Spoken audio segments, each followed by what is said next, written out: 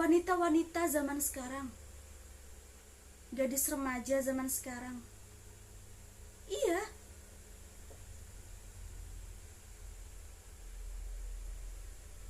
mereka hamil. Mereka hamil tanpa suami, tanpa menikah. Apa namanya? Apa namanya? Zina.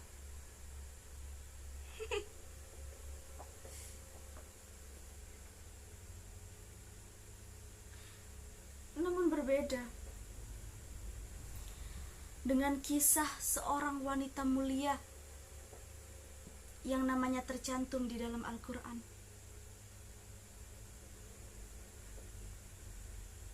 Beliau hamil tanpa menikah, tanpa suami. Tapi jangan disamakan dengan wanita-wanita zaman sekarang, karena itu sungguh berbeda. Tidak sama sekali, sedikit pun tidak sama. Jangan sekali-kali samakan. Beliau mulia, namanya tercantum di dalam Al-Quran sebagai tanda kemuliaan. Siapa beliau? Maryam bintu Imran, gadis yatim yang sedari kecil diasuh oleh pamannya. Siapa pamannya? Nabi Zakaria alaihissalam. Jadi tidak heran kalau Maryam tumbuh menjadi wanita dewasa yang taat beribadah kepada Allah. Namun ada sedikit cerita yang menyangkut tentang hamil tanpa suami. Tapi ingat, kisahnya berbeda dengan wanita-wanita zaman sekarang. Tidak ada kaitannya sama sekali, dan tidak ada kesamaan sedikitpun. Jadi jangan sekali-kali samakan dengan wanita-wanita bejat zaman ini. Suatu malam yang hening, ketika Maryam sedang berzikir kepada Allah, mengagungkan Allah, datang di hadapannya seorang laki-laki. Maryam terkejut.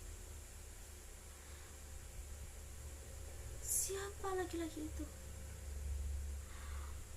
Maryam pun berkata, sungguh aku berlindung kepada Allah dari gangguanmu jika kamu seorang yang benar-benar bertakwa. Laki-laki itu tidak lain dan tidak bukan adalah malaikat Jibril berwujud manusia, hendak menyampaikan sebuah pesan. Malaikat Jibril pun berkata, sesungguhnya aku hanyalah seorang utusan Tuhanmu untuk memberikan kepadamu seorang putra yang suci. Maryam terkejut. Bagaimana mungkin aku memiliki seorang putra, sedangkan aku tidak pernah disentuh oleh laki-laki, dan aku bukanlah seorang pelacur. Aku bukan seorang pelacur. Malaikat Jibril pun menjawab, iya, benar, demikianlah dirimu. Namun Allah berfirman melalui malaikat Jibril, hal itu bagiku sangatlah mudah, dan untukku jadikan sebagai bukti kekuasaan bagi semua manusia, dan sebagai rahmat dariku, dan sesuatu yang pasti terjadi.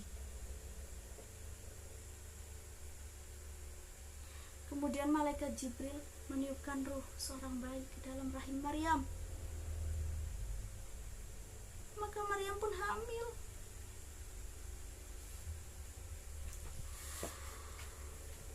Dia pun pergi jauh dari kaumnya.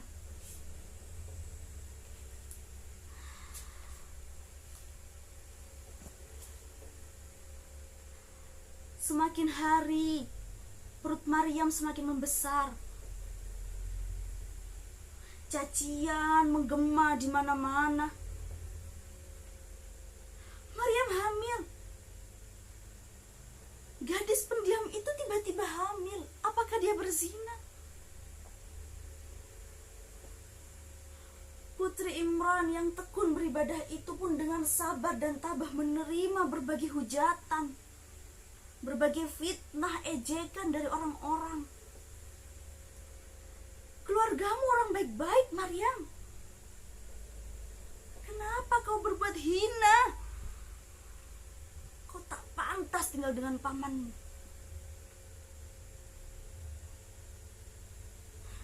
Maryam pun sedih. Ketika Maryam merasakan akan melahirkan, dia duduk, dia menyandar di batang pohon kurma sambil berkata, "Aduhai, alangkah baiknya jika aku mati sebelum kejadian ini, dan aku sebagai orang yang dilupakan orang-orang." Maka terdengar suara, "Jangan berduka cita, Tuhanmu telah menjadikan sumber air di bawahmu, dan goyangkanlah pohon kurma itu supaya jatuh kepadamu buah yang sudah matang dan lezat.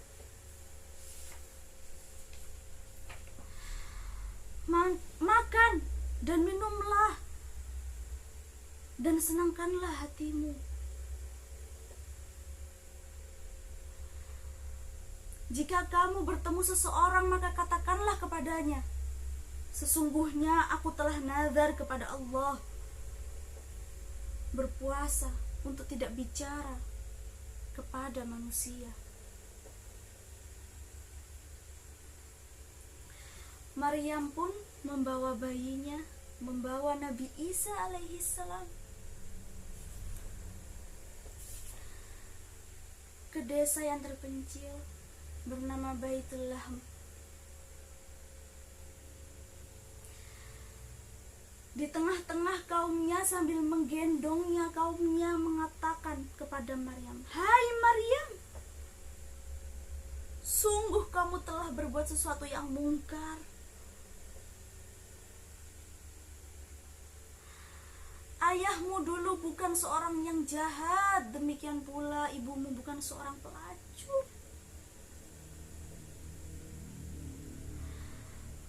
Maka Maryam hanya menunjukkan bayinya. Mereka pun berkata, bagaimana kami akan dapat berbicara dengan bayi ini? Bayi ini masih dalam buayan."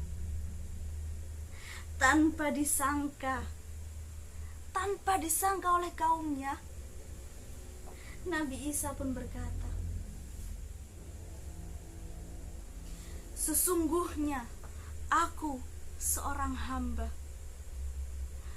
Sesungguhnya aku seorang hamba Allah yang akan diturunkan kepadaku kitab Allah, dan aku dijadikan nabi utusan Allah.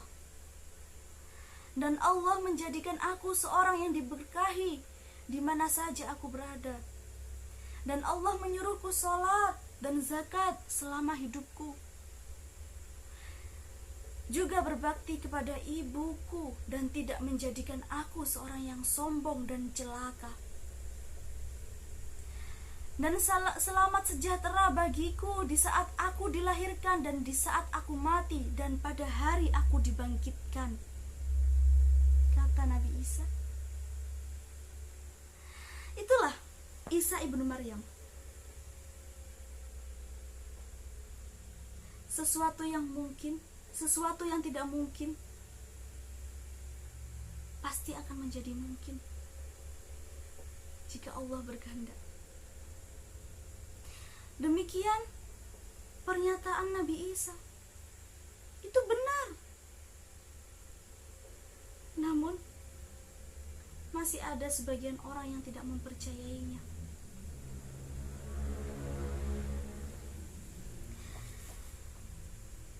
Tidaklah layak bagi Allah mempunyai seorang putra.